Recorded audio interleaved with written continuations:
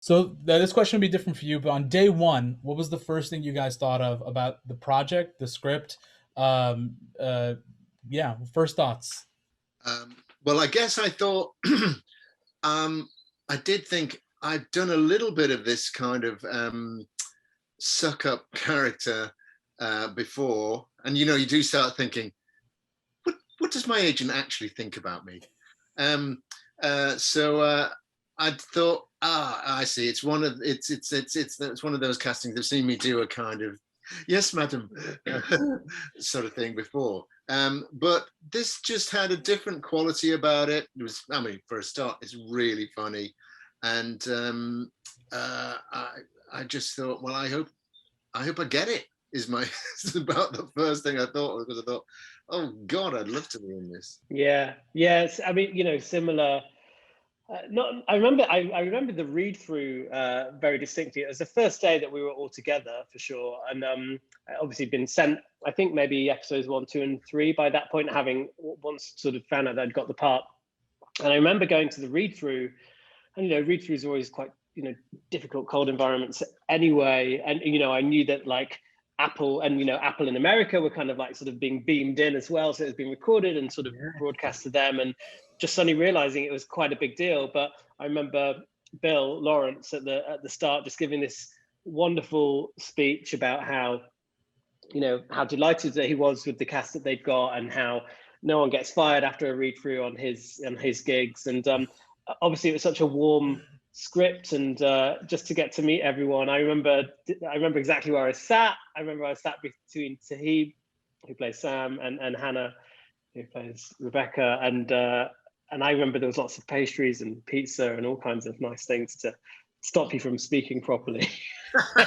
And yeah, it was an absolute dream, really. Yeah, I've forgotten about this. That app. Not only, I mean, God, most of we didn't really even do read throughs for season 2, but that the first, certainly that first one, and not only was everybody in, everybody the whole, and all the creatives and the writers team, there were kind of like there was like rows of seats at the end of the room, about 4 rows of seats, and this, and on the screen, people from I think, was it Warner Brothers or Apple, I can't remember. There was a lot of Apple people in the room.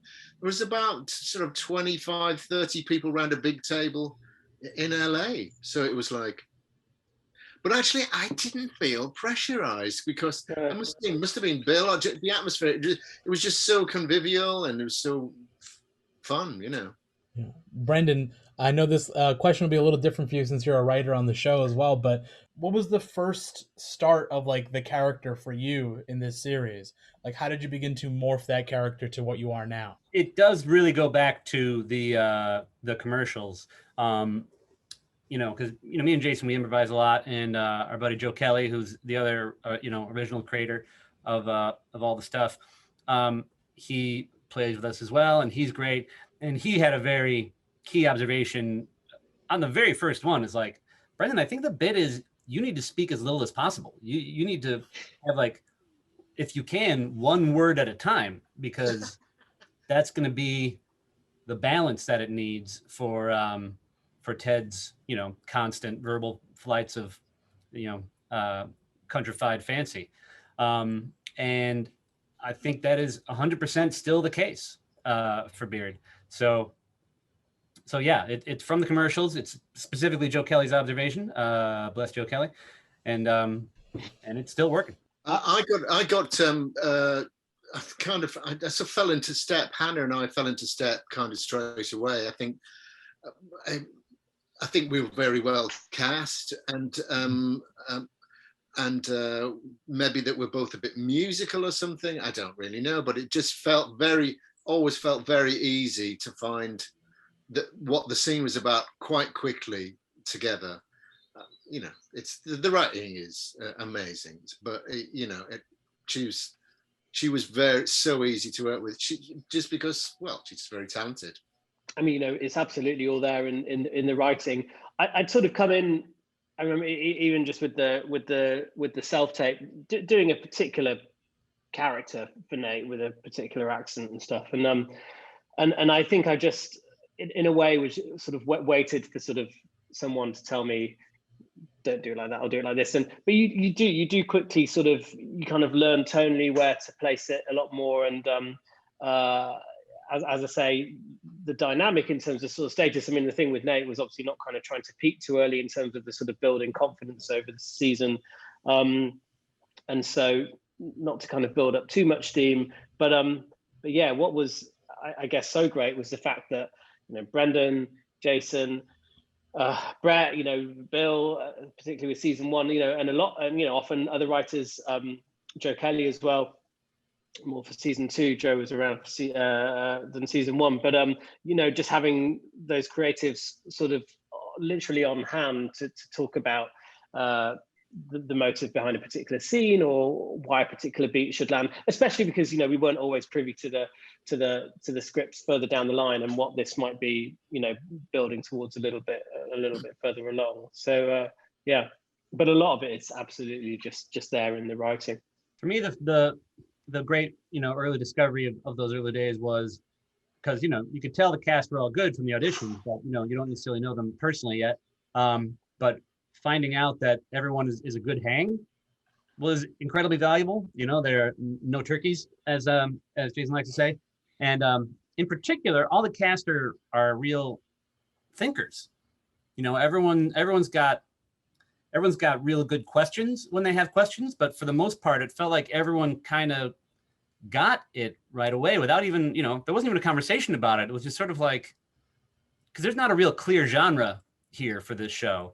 And yet, whatever it is, everyone was playing it from the beginning. And that was pretty amazing to have, you know, a group of people who don't know each other. You know, we'd never worked with anyone in this cast before. And yet, yeah, right away, we were all on the same page. And that was really cool. And I think that's been one of the things that's helped us get this far. So how did the writing change as you started to cast people? It just made it more specific, you know, like once we are actually know, you know, what Nathan or Higgins, you know, look like and sound like, and, you know, and not just their voices, but their rhythms and stuff. Like it's, then you're able to, yeah, just write to that more, you know. It didn't change any plot lines, didn't change any stories. It just made everything more specific, and specific is usually better. As artists, as writers, actors, is there something that you guys learned from being in season one of Ted Lasso that you're going to bring over to other roles, other projects? Like, is there something that you learned about yourself as an artist through this project? You know, this is my first regular role on a TV show. You know, I've done the odd guest star here and there, but it's not. Yeah, it's great. I've never done that, and it's the longest I've played a character, I guess. Even for theater shows I've done that have done okay. So, it's kind of a confidence boost, and you know, I'm not naturally prone to a lot of confidence anyway when it comes to on camera. But now I'm like, hey, I don't suck at this. And and I'm carrying that with me. I would just hope that, you know, that I get a lot of respect from people now that I've been in this amazing show. But I think it's slightly dangerous to carry because when you go from one show to another, it's a completely different chemistry, and it's very dangerous to sort of go, well, on the last thing I did, people loved me and blah, blah, blah. You know, or whatever it was. Well, I used to have my flowers here, and now you put them there. No, I'm exaggerating, but you know what I mean. Even taking some of the kind of sensibilities, you've got to go with whatever the project is and the people you're working with, and just try and make it what it is, but you know, as good as it can be. And you know, to paraphrase Ted, try and make the project as good as it, you know, can possibly be. I think the main thing I've taken away from it is just how, I mentioned it before, but just that spirit of feeling valued and being made to feel that you caring is important. Carrying that over to a project feels important. I write as well and make shows, and I'd love to think that, certainly the next thing I do, sort of maybe to kind of carry some of that over. I think some of it was hopefully there originally, but that really comes from the top, from Brendan, from Jason, from everyone, and it just creates a much happier environment, and it is undoubtedly the best show that I have ever been involved in, at Ted Lasso, and I can absolutely say that the positive message that audiences have felt is absolutely replicated on set between cast and crew. It is such a nice environment, such a positive environment.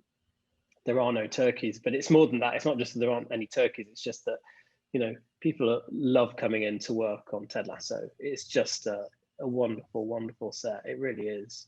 And that comes from the top. So, and anything that you can sort of replicate from that is absolutely worth doing. Thank you so much for your time, and I cannot wait for season 2. Thanks, Micah. Thank you so much. Have a good one. There we go. Yeah, and